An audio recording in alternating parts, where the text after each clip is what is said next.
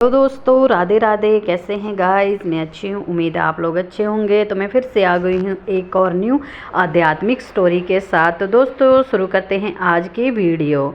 जय श्री कृष्ण भक्तों। गरुड़ पुराण में कहा गया है कि जब मृत्यु समीप आती है तब हर कदम पर भगवान न्याय प्रकट करते होता है। उस समय पापों का चेहरा साक्षात दिखाई देने लगता है और हर कर्म की छाया आत्मा पर उभर आती है। जैसे जीवन की पूरी कथा प्रचलित की भांति आंखों के सामने दौड़ जाती है। जहां एक शुभ कर्म मन को शांति देता है, वहीं एक एक पाप हृदय को व्यथा से भर देता है। जब आत्मा शरीर का बंधन तोड़ती है तब उसके साथ केवल उसके कर्म ही चलते हैं। वही तय करते हैं कि उसका अगला गंतव्य कौन सा लोक होगा और उसकी अवस्था कैसी होगी। यही कारण है कि गरुड़ पुराण को हिंदू धर्म के सबसे गूढ़ और दिव्य ग्रंथों में गिना जाता है। इसमें मृत्यु, आत्मा की यात्रा, पाप पुण्य के फल और यमलोक की रहस्यमयी प्रक्रियाओं का अत्यंत वर्णन किया गया है।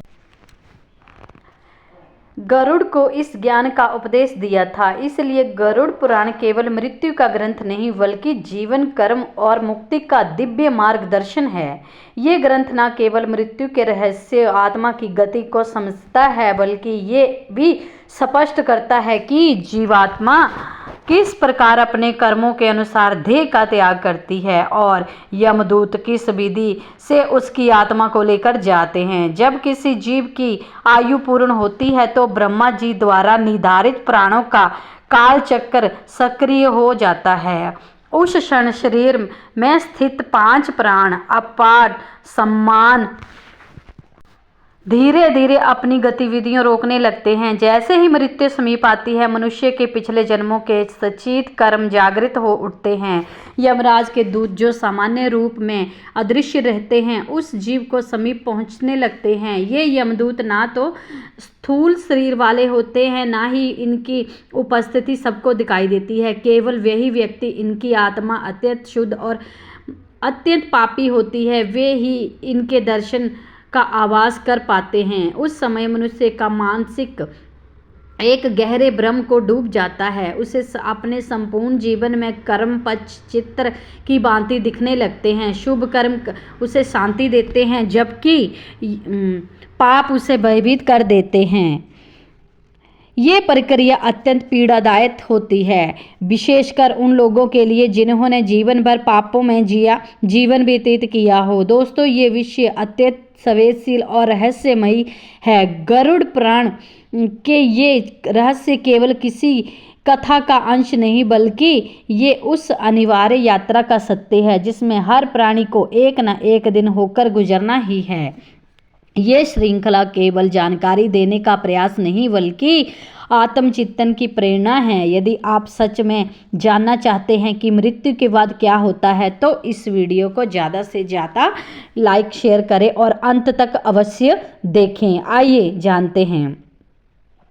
आध्यात्मिक यात्रा में हम आपके साथ हैं, चलिए आगे बढ़ते हैं। जय श्री कृष्ण। दोस्तों, मृत्यु केवल एक अंत नहीं है, एक नई यात्रा का प्रारंभ है, जहां आत्मा अपने कर्मों के अनुसार सजा या पुरस्कार पाती है। शरीर की मृत्यु केवल एक परिवर्तन है, आत्मा का स्वलेश लौटना, जहां हर कर्म को मिलता है फल और हर प्राणी को उसकी यात्रा का मार्ग। मृत्यु सिर्फ देह का अंत नहीं, आत्मा के कर्मों की सच्चाई का खुलासा है, जहां पापों की घड़ी आती है और पुण्य की मुस्कान बाकी रहती है। जैसे जैसे सूक्ष्म शरीर को खींचने की प्रक्रिया होती है, प्राण धीरे धीरे नाड़ी तंत्रों से निकलने लगते हैं। सबसे पहले व्यान वायु नाभि के क्षेत्र से अलग होती है, जिससे पूरे शरीर में कंपन और शून्यता की अनुभूति होती है। जैसे ही व्यान वायु शरीर से अलग होती है, इसके पश्चात शरीर की गति और संवेदनाएं धीरे धीरे समाप्त होने लगती हैं। उस समय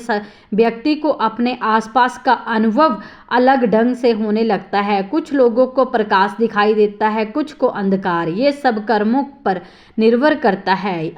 यमदूत अब सूक्ष्म शरीर के चारों ओर मंडराने लगते हैं और जैसे ही समान वायु शरीर से बाहर निकलती है, व्यक्ति की पाचन क्रिया और भीतर की ऊष्मा बंद होने लगती है, शरीर ठंडा पड़ने लगता है। ये केवल भौतिक प्रक्रिया नहीं होती है, बल्कि आत्मा के स्थूल शरीर से कटने की पीड़ा भी होती है। गरुड़ पुराण बताता है कि पापी आत्मा इस समय बहुत चिल्लाती है, परंतु कोई नहीं सुन पाता। उस समय एक अद्भुत दृश्य घटित होता है। सूक्ष्म शरीर जिसमें आत्मा, मन और बुद्धि होती है, सूक्ष्म शरीर से अलग होने का कंगार पर होता है। व्यक्ति का मन अपने सारे रिश्तों, संपत्ति और शरीर से जुड़ी हुई हर चीज को पकड़ कर रखने का प्रयास करता है, परंतु यमदूत उसे छोड़ने के लिए विवश करते हैं। यह संघर्ष जितना तीव्र होता है, उतनी ही पीड़ा आत्मा को सहनी पड़ती है। जो व्यक्ति अपने जीवन में सत्य, धर्म और संयम का पालन करता है, उसके लिए ये विच्छेदन एक सूक्ष्म पुष्प की तरह होता है, जो धीरे से टहनी से अलग हो जाता है। लेकिन जिसने पापों का भार उठाया हो, उसके लिए ये मृत्यु नहीं बल्कि एक यातना होती है। जैसे ही प्राण वायु सिर की ओर बढ़ती है, तब आत्मा के लिए अंतिम द्वार खुलता है। ये द्वार कहाँ खुलेगा, ये इस बात पर निर्भर करता है कि व्यक्ति ने किस प्रकार का जीवन जिया है। कोई आत्मा सिर के मध्य ब्रह्म रथ से निकलती है, तो कोई नासिका क्षेत्र या अंगों से। गरुड़ पुराण विस्तार से बताता है कि कौन सी आत्मा किसके द्वार से निकलती है और उसका अगला जन्म कैसा होता है। ये पूरी तरह उस आत्मा के कर्मों पर आधारित होता है। गरुड़ पुराण में बताया गया है कि आत्मा देह से बाहर निकलती है, उसके सामने यमलोक की यात्रा प्रारंभ हो जाती है। उस समय आत्मा को यह स्पष्ट नहीं होता कि वे जीवित है या मृत।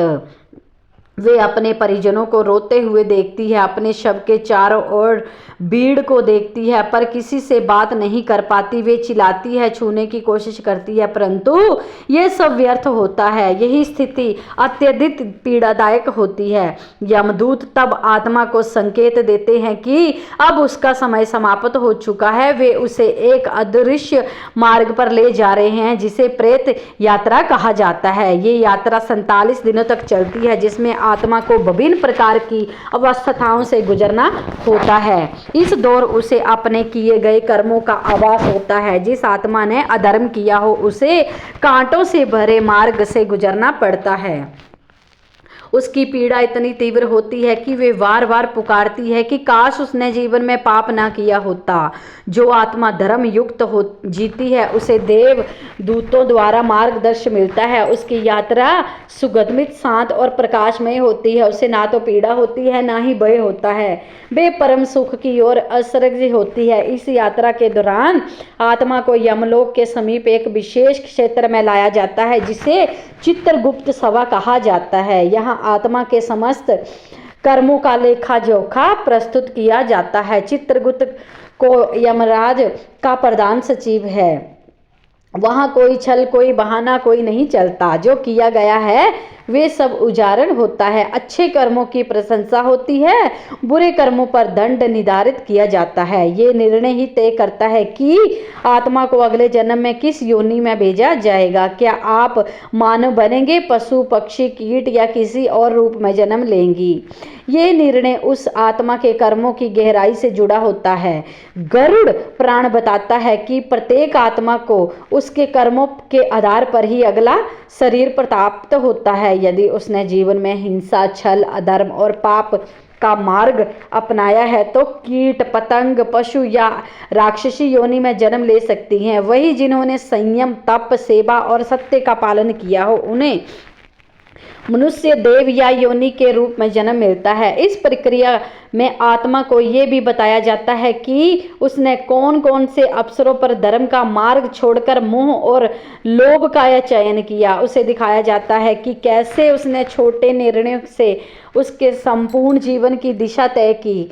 ये आत्मनिरीक्षण का वृक्षक्ष होता है, जहां आत्मा को अपने कर्मों का बोध पूर्ण रूप से हो जाता है। इसके बाद आत्मा को यमलोक में उस मार्ग पर ले जाया जाता है जो अगले जन्म की दिशा निर्धारित करता है। लेकिन इससे पहले यदि आप पाप अधिक हो, तो उसे दंड का सामना करना पड़ता है। गरुड़ में 28 प्रकार के नरकों का वर्णन है, जहां आत्माओं को अनेक अपराधों के अनुसार यातनाएं दी जाती है। व्यक्ति एक व्यक्ति जिसने दूसरे की हत्या की हो उसे रक्तपान नरक में भेजा जाता है, जहां वे स्वयं अपना रक्त पीने को विवश होता है।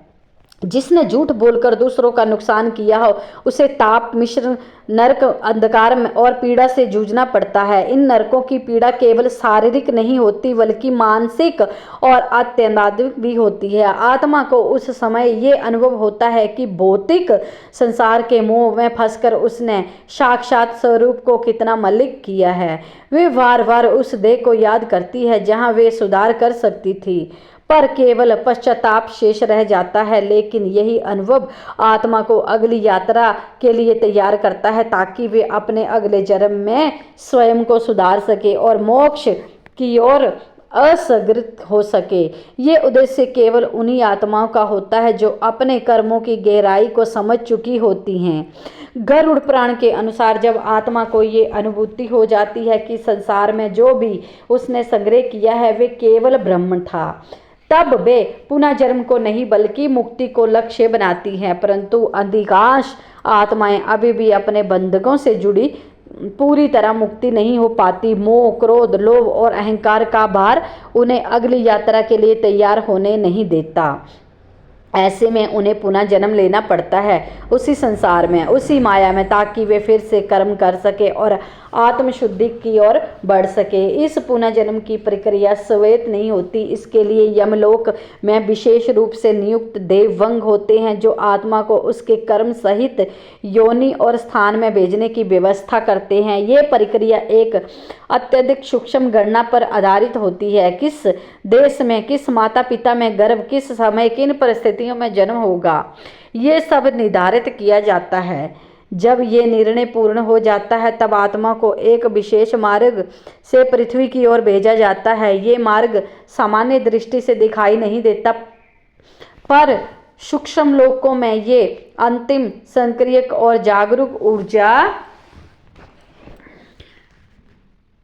प्रवेश करते हुए एक आत्मा फिर से अपने संपूर्ण जीवन का ध्यान करती है। गर्भ की स्थिति में आत्मा का ज्ञान बहुत प्रखर होता है, लेकिन जैसे जैसे वे देह धारण करती है उसका आत्मज्ञान विषम हो जाता है। उस समय वे ईश्वर से प्रार्थना करती है, हे प्रभु, इस बार मुझे ऐसा जीवन देना जिसमें मैं अपने आप के मार्ग पर चल सकूं, अपने पुराने पापों से मुक्ति हो सकूं और इस बार जीवन को सार्थक बना सकूं। ये प्रार्थना आत्मा की गहराई से निकलती है, पर जैसे ही गर्भ की देह में स्थूल रूप लेती है उसकी चेतना और अज्ञात की परतें वे समझती है कि उसे किस कारण जन्म मिला है, किन पापों या पुण्यों के कारण वे उस गर्भ में स्थिर है। आत्मा अपने चारों ओर अंधकार से घिरी रहती है, लेकिन भीतर एक प्रकार का दिव्य प्रकाश होता है जिससे वे स्वयं को पहचानती है। वे जानती है कि उसका असली स्वरूप शरीर नहीं आत्मा है और वे बार बार ईश्वर से विनती करती है कि उसे अगले जन्म के बाद इस स्मृति को बनाए रखने की शक्ति दी जाए। लेकिन ये प्रकृति का नियम है कि जन्म के क्षण में जैसे ही शिशु रोता है उसी क्षण वे अपने पूर्व जन्म की सारी स्मृतियां खो देता है। वे इस संसार में एक कोरे पृष्ठ की तरह आता है, लेकिन उसकी आत्मा में सब कुछ लिखा होता है जिसे वे जीवन के अनुभवों के माध्यम से धीरे धीरे पुनः समझने लगता है। गरुड़ पुराण स्पष्ट करता है कि प्रत्येक जन्म केवल कर्मों का परिणाम नहीं बल्कि आत्मा को सीखने और ऊपर उठने का एक अवसर भी है। जो आत्मा को ऊपर की ओर गिराती है उसे बार बार उठने का अवसर मिलता है। इसलिए मनुष्य जन्म को सर्वश्रेष्ठ कहा जाता है, क्योंकि केवल मनुष्य ही अपने कारणों से और कर्मों और समझकर मोक्ष की ओर बढ़ता है। जन्म लेने के बाद आत्मा शरीर और मन के तीनों स्तरों पर कर्म करना आरंभ करती है और ये उस व्यक्ति पर निर्भर करता है कि उसे अपने जीवन को कैसे जीता है। क्या वे केवल भोगों में डूब गया है या वे आत्मचिंतन और शक्ति के मार्ग पर चलता है। गरुड़ पुराण बार बार चेतावनी देता है कि जब तक चेतना जागृत है आत्मा को स्थिर सेवा भक्ति और ज्ञान पथ पर चलना चाहिए ताकि अगली बार उसे फिर गर्भ का द्वार ना देखना पड़े। ये केवल एक इच्छा नहीं बल्कि आत्मा की सबसे गहन कामना होती है। गरुड़ पुराण इस बात को गहराई से समझता है कि मोक्ष की प्राप्ति तभी संभव है जब आत्मा इस चक्कर से ऊपर उठ सके, लेकिन ये मार्ग सरल नहीं है। जैसे ही आत्मा मनुष्य शरीर में आती है, माया का आवरण उस पर पूरी तरह हावी हो जाता है। वे जन्म से ही अपने को शरीर मानने लगती है और वे भूल जाती है कि उसका अस्तित्व केवल इस जन्म तक सीमित नहीं है। उसे भूख, पीड़ा, सुख, समृद्धि, रिश्ते और सभी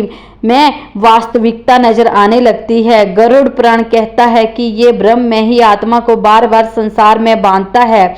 जब तक आत्मा ये नहीं समझती कि ये शरीर नश्वर है और केवल आत्मा ही साक्षात है, तब तक उसका मोक्ष असंभव है। यही कारण है कि सतजन बार बार कहते हैं, जन्म केवल भोजन, भूख और शारीरिक बंधनों के लिए नहीं है बल्कि आत्म शरण और ईश्वर के मिलन के लिए है।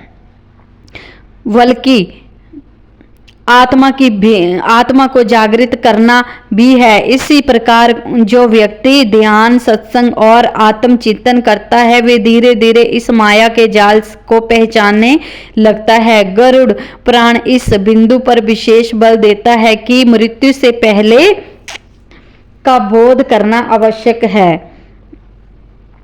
जब तक व्यक्ति इस सत्य को स्वीकार नहीं करता ये शरीर एक दिन नष्ट हो जाएगा, तब तक वे अपने जीवन का सच्चा उद्देश्य नहीं पहचानता।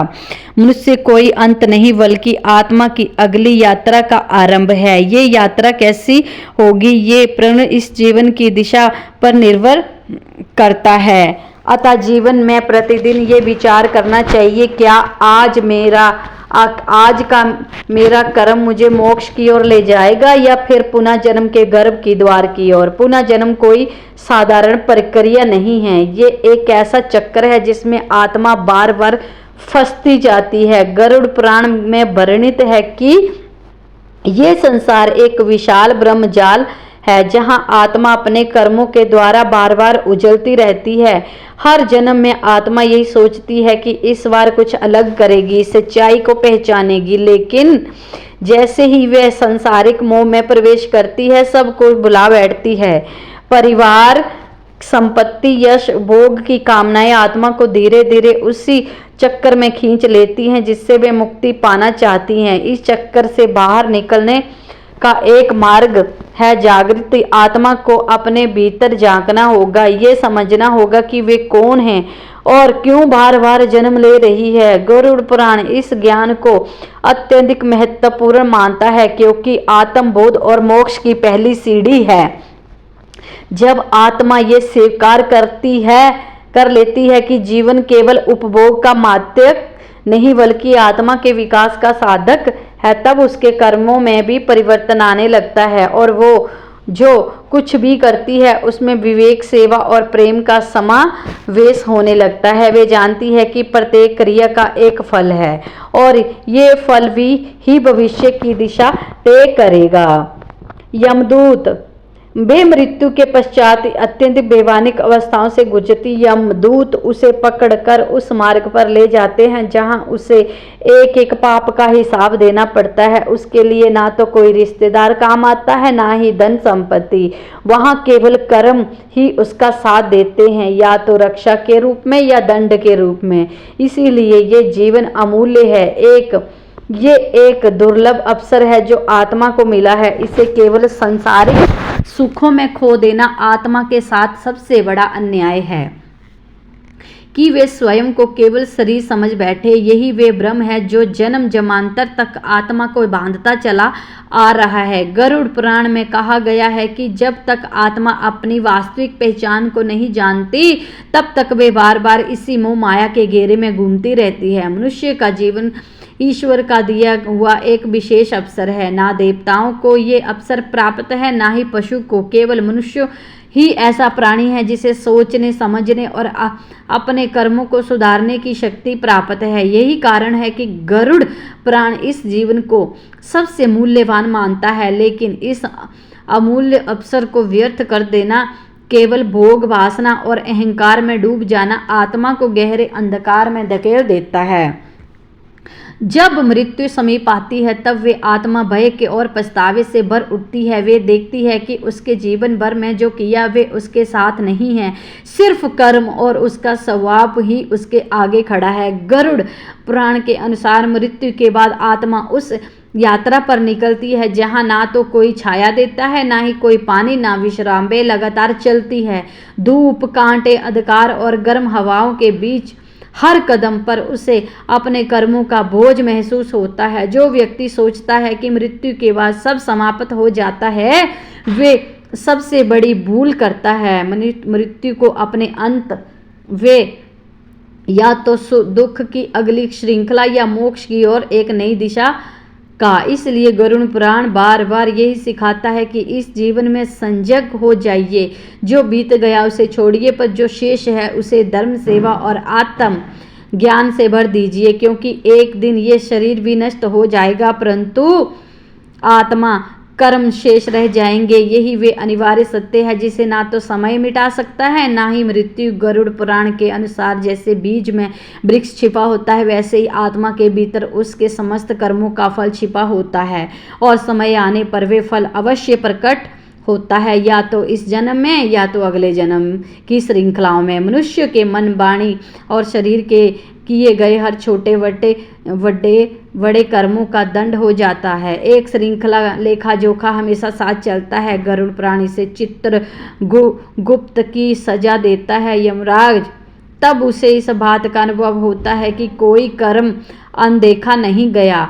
वे सब देखते हैं कि जिन बातों को उसने तुच्छ समझकर अनदेखा किया, वे भी उसके भविष्य को निर्धारित सिद्ध हो रही है। गरुड़ पुराण ये स्पष्ट करता है कि यदि व्यक्ति ने अपमान किया किसी का, तो दुख पहुंचाया तो, अथवा किसी की सहायता करने का अवसर होते हुए भी मुंह मोड़ा, तो वे एक प्रकार का पाप है और ये पाप भी उसी प्रकार फल देता है जैसे कि किसी ने हिंसा या छल किया हो। दूसरी ओर यदि कोई व्यक्ति चुपचाप सेवा करता रहा, सत्य बोलता रहा और दूसरों की ऊंचाइयों को पहुंचाने का योगदान देता रहा, तो वे पुण्य ऐसे बीज बन जाते हैं जो अगली यात्रा को आसान बना देते हैं।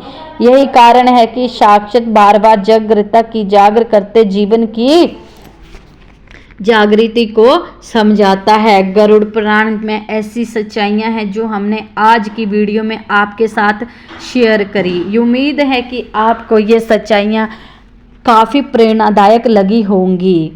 मृत्यु के बाद आत्मा का साथ जाना केवल उसका किया हुआ कर्म, ना धन, ना परिवार, ना पद, ना प्रतिष्ठा। गरुड़ पुराण बताता है कि जैसे ही आत्मा शरीर से अलग होती है, वे एक सूक्ष्म अवस्था में प्रवेश करती है जहां भौतिक संसार की हर चीज पीछे छूट जाती है, लेकिन उसके कर्मों की छाया उसके चारों ओर बनी रहती है और वही उसके लिए या तो पथ या प्रतिदर्शक बनती है।